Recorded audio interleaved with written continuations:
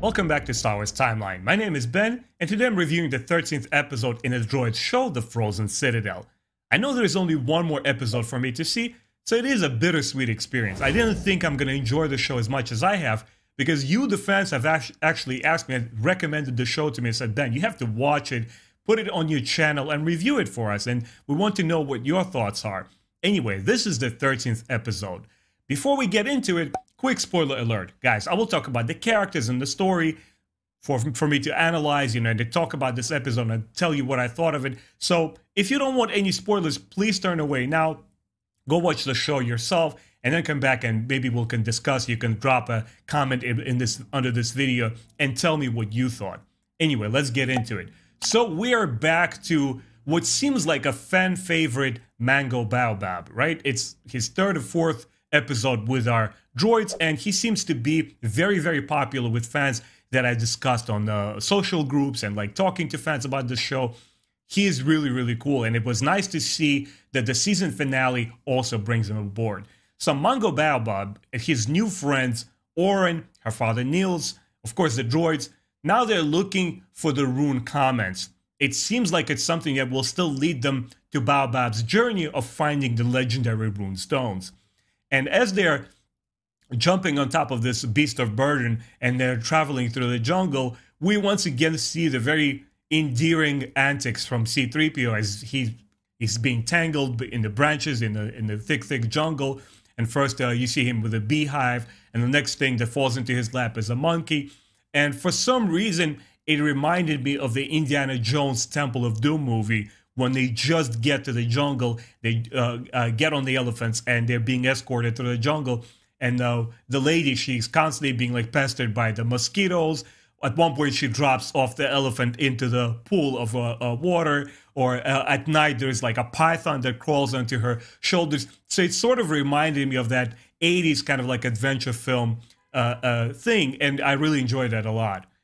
Down on the plane, as our friends are descending into it and they're looking through their micro binoculars, Governor Kung flies over and he releases this rosy mist, and this thing is called the Ruse disease, and he spreads it all over the village to once again demonstrate his power over the people of this planet and to prove to the Imperials that he is still, a tough ruler and he should, the Empire should deal with him. General Screed mentions that, what are you doing? This is insane. Even an Imperial admiral is saying that since the Maven conflict, he brings one of the earlier conflicts between the rebels and the Empire, and he says that it was used only once during that campaign, and it destroyed many Imperial soldiers along with the rebels, and it's too much even for the Empire, the tactics that this Kung is resorting to. And as an aftermath of that, Kung himself gets sick, and he demands to find Niels. He's the only doctor on this planet who would be able to cure him. I really like that part too. It shows that all this villainy that Kung is capable of, it comes back to bite him in the butt. And I think it's a very important lesson for the intended audience, of course, of the show, which is younger kids, to show that you should not do bad deeds, and and you should not, dig a hole for someone else, because you'll be the one who falls into the trap. So our friends are desperate to help. They arrive back to the village where they left Oren's mother, and obviously they see that Mola and the rest of the village is very, very sick, and now they have only 3 days to save their friends, or as it's demonstrated with Oren's mother, the person who is basically contracted this disease, they will evaporate into nothingness in 3 days, and they actually show that as a visual cue, and it creates some pretty good tension for an episode, once again, that is intended for children. Niels and Oren are captured by the henchmen once again, but Niels uses the spray on his wife to kind of slow down the disease as an explanation to children, like why would the husband and the daughter leave their mother in her most desperate hour of need? And they kind of explain it to the children. No. What they're trying to do is they want to help, but they have to slow down the disease first. So that kind of makes sense. It's kind of making the plot of this episode a little bit more sensible and reinforcing all the ideas so it works together, at least on a very basic level. And before Oren is taken, Mango Baobab here, being a clever dude that he is, he takes a piece of memling remember that rubber kind of like substance that we saw in the previous episode, the quest items that Manga uses, he once again brings it and he puts it behind Auron's belt. And I do like that quite a lot, when they use familiar elements from the previous episodes and they bring them back. It kind of makes it interesting, and I can only imagine if I were seeing it for the first time as a kid, you kind of fall for those items and they become interesting. And what do the kids do? They try to emulate. They will pick up the next thing sitting next to them, and they'll imagine those are the quest items from the show. So that was clever and kind of cool. I enjoyed that a lot. We are back to the squabble between the Imperial Screed and Governor Kun. The Imperial basically says, look, I will have no more of this. Our ties are completely severed. You have not delivered what you promised. The stones are not here. See you, peace. You better work on finding the cure, because you have unleashed this hell. You're the one who should be fixing the problem.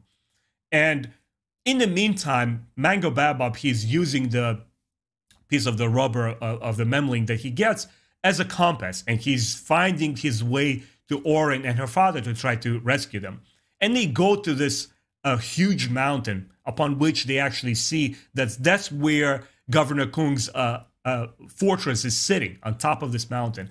So the first they fly with the ship through this lava pit on the bottom of the mountain, and then they emerge from the top and they crash land on top in the frozen peak of the mountain, which was very interesting. Once again, it's brief, but for me it works. Think back to Phantom Menace episode 1, right? When as they go through the ocean of that Naboo, they have this monster creature, kind of like a scene in there where the huge one grabs the fish and it swims away.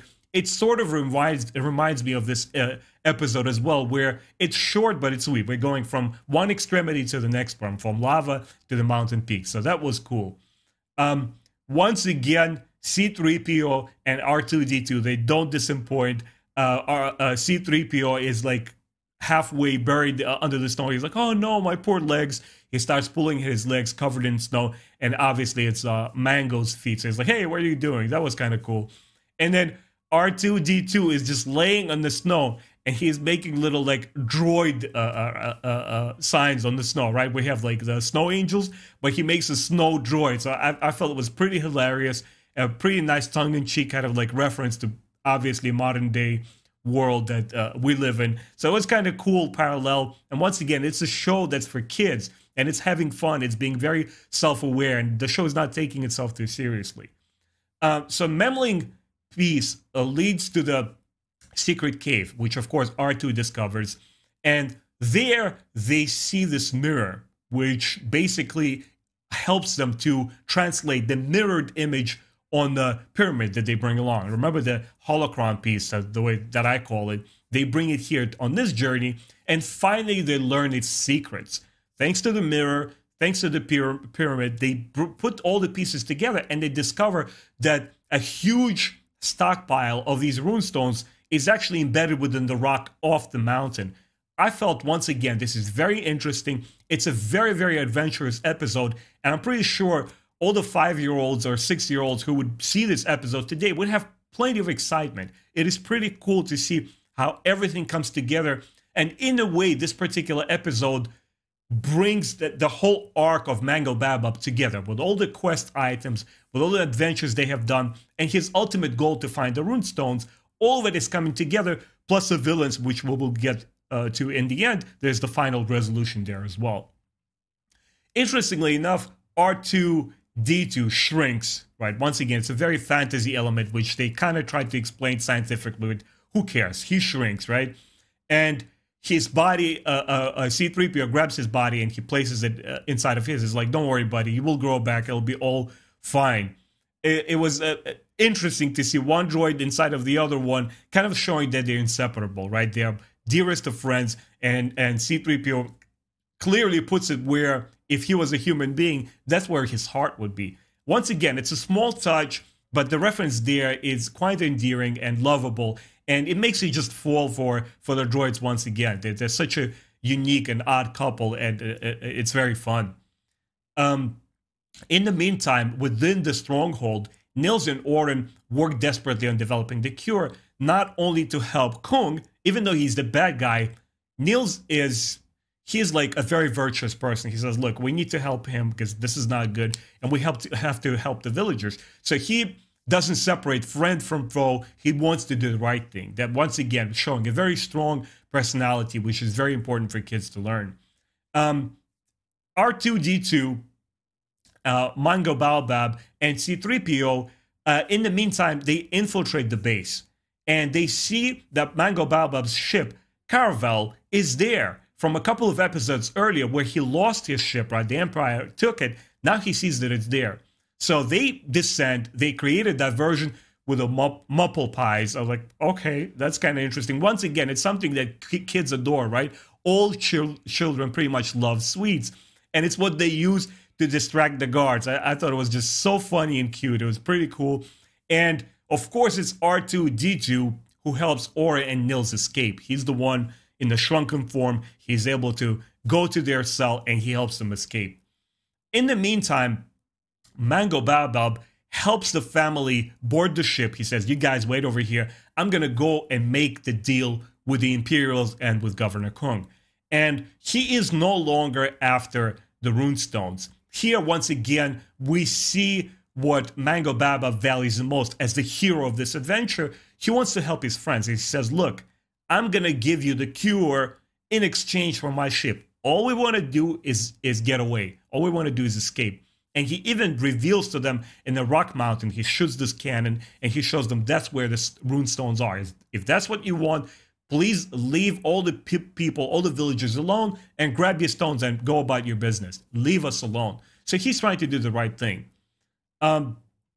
As Creed is leaving, right, the Imperial says, I'll have none of this. I had enough of Kung. I had enough of Baobab. I want to take off.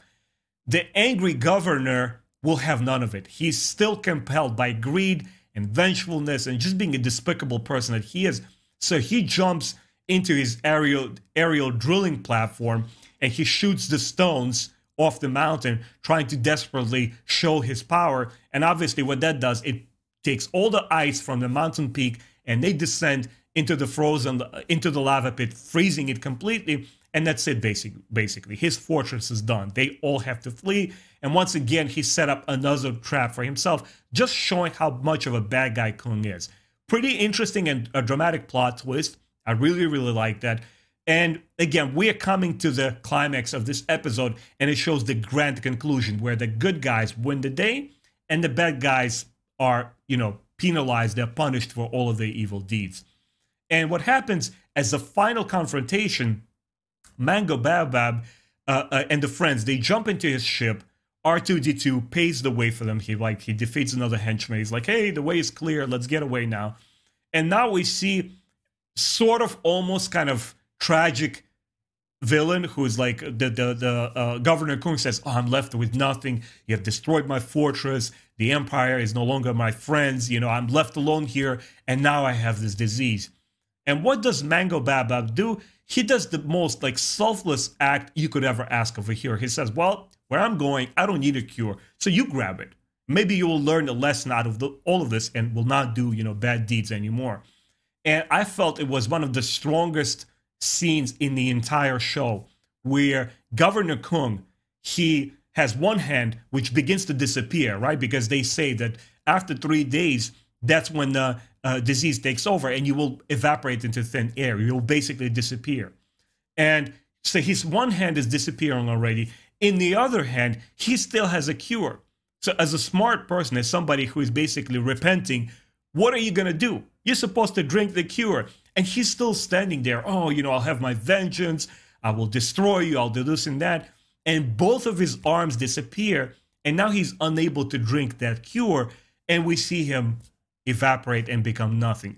I felt it was such a fun and interesting and impactful way to end this season and to basically crush the ultimate villain of the show, because we pretty much see Governor Kung more than any other villain. He's just there and he's terrible all the time. And it was really cool to see that he's finally done with. So our friends arrive back to the village. Of course, they help save the mom and the villagers. Everybody's fine. And finally, we see that kiss, that of course there's some tension going on between Aurra and Baobab, they obviously like each other and they want to help one another. And she finally kisses him, sort of revealing her feelings for him. And before the friends depart, Mango Baobab also says goodbye to the droids, which I felt was kind of a heartfelt moment. But he is not saying goodbye forever, and he tells to Oren that, look, all I have to do is go home and tell my own parents that I'm alive and well and have completed my journey, but I will be back for you. So that was nice. It was, all in all, a very satisfying conclusion to this season, very satisfying conclusion to the episode itself, which to me, as many different beats as it went through, you know, the adventurous parts, the shrinking robots, the, you know, cheating the sentries, the guards with the sweet treats, all of the elements played together well and told a very cool story at the end, and we finally see the villain being vanquished. So on this note, there's only one more episode for me to see. I almost don't want to see it. I want to leave it for later so I can experience it, you know, when I'm really, really interested. But we have the Book of Boba Fett show coming up, and I promised myself I will be done with the show before that time. So basically, that's that. This is definitely one of my favorite episodes in the show, and I hope you guys enjoyed it too. I would love to hear your comments about this episode. Tell me what you guys thought, and specifically how the writers of the show dealt with the evil Governor Kung and how he was vanquished at the end, because I was pretty much blown away. I was like, this is really, really cool stuff. Anyway, thanks for watching, guys. I really appreciate your time and support. If you enjoy this stuff, please consider subscribing to my channel. Hit that bell button. In the future, in our immediate future, we have the Book of Boba Fett, which I will be reviewing on the date of each episode as it airs. I will be reviewing it. Hopefully you will enjoy that too. And I'll see you guys next time. Take care.